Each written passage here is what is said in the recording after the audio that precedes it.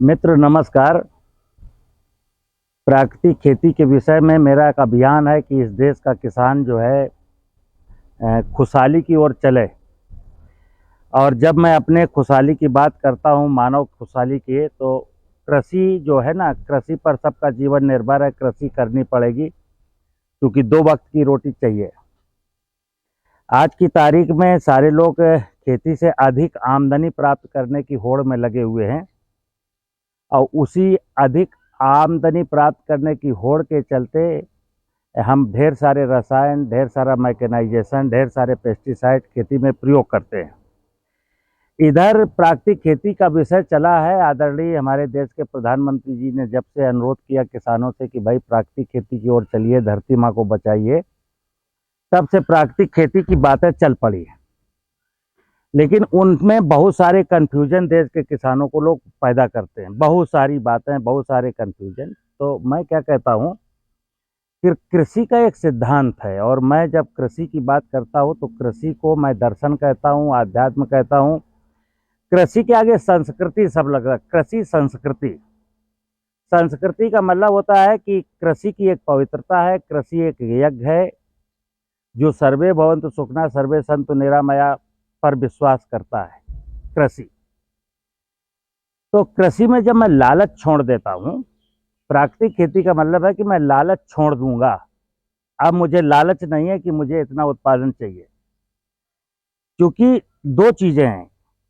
खेती का बीज मैं जमीन में बोता हूँ और जमीन में बीज जमता है, क्लाइमेट उसको पालती है, बायोडाइवर्सिटी का जो स्वरूप है वो उसको बचाता है। तो खेती में 3 चीजें हैं। जमीन की उर्वरा शक्ति है, हमारा क्लाइमेट बेहतरीन होना चाहिए, और ज़मीन के ऊपर की बायोडाइवर्सिटी बेहतरीन होनी चाहिए। तो प्राकृतिक खेती में हमको बायोडाइवर्सिटी को बेहतरीन बनाना है, ज़मीन की उर्वरा शक्ति को बढ़ाना है और क्लाइमेट को सुधारना है। इधर बहुत सारे लोग हमको यूट्यूब चैनल पर फॉलो करते हैं और कुछ व्हाट्सएप ग्रुप पे फॉलो करते हैं और नाना प्रकार के प्रश्न पूछते हैं। कोई खली डालता है। अब आप समझना कि खेत में 2 कुंटल सरसों की खली डाल करके एक सोशल मीडिया में चल पड़ा, इससे पैदावार बढ़ती है। तो मैं क्या कहता हूँ, प्राकृतिक खेती ये नहीं है।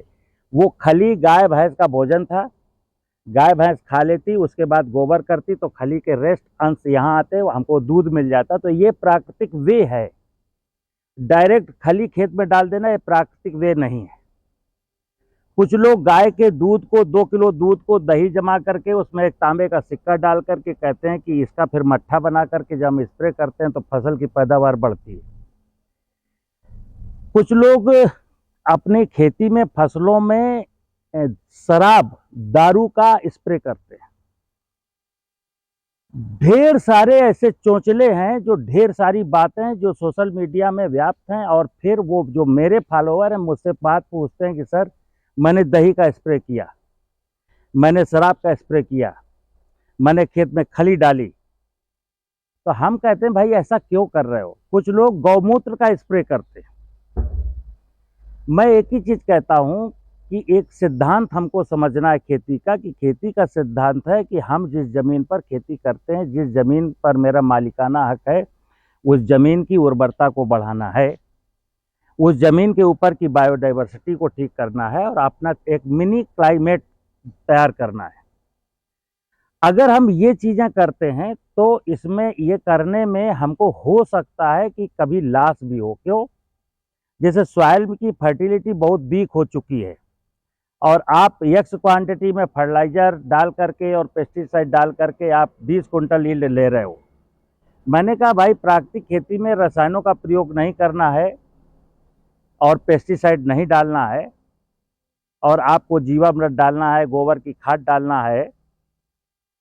अब आप समझिए कि पहली साल किसी ने गोबर की खाद डाली थोड़ी सी मात्रा में और जीवामृत डाला और अपनी फसल बो दी, वही फसल बोई जो बोता था, और उसकी पैदावार थोड़ी सी गिर गई।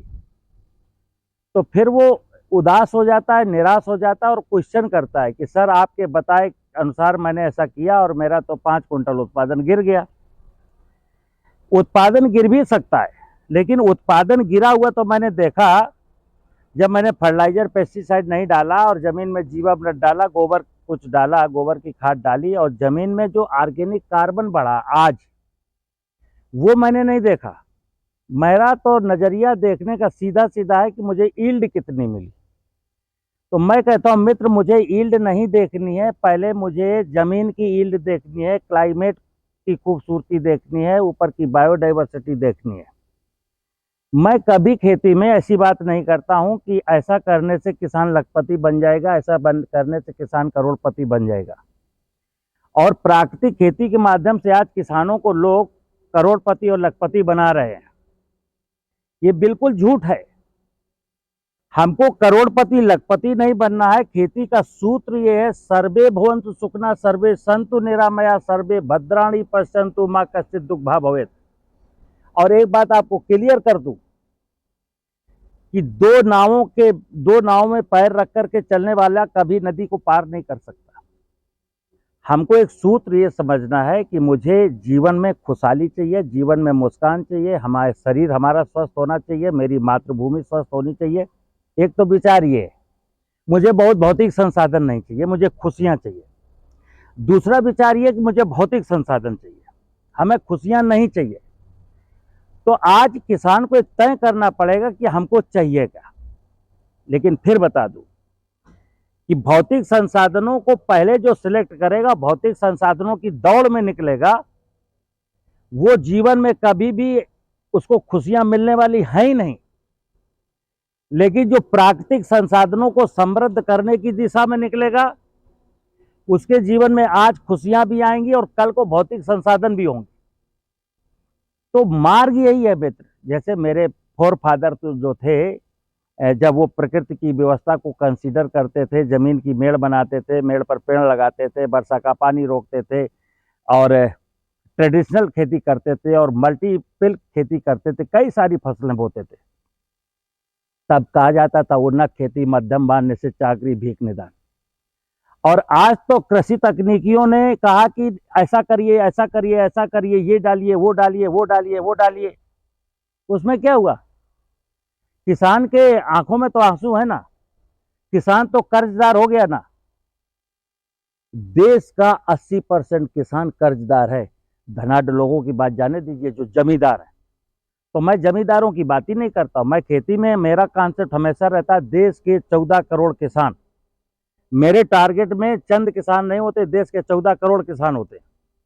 तो देश के 14 करोड़ किसानों की खुशहाली के लिए क्या है कि हमारे देश की जो पूरा भौगोलिक क्षेत्रफल है, जो 14 करोड़ हेक्टेयर जो जमीन है, उसकी समृद्धि, जमीन फर्टाइल हो, जमीन के नीचे पानी हो, जमीन के ऊपर वृक्ष जंगल हो, घर में जानवर हो, ऐसा जब कुछ करते ना, तब हम किसी मुकाम पर पहुंचते हैं। नमस्कार।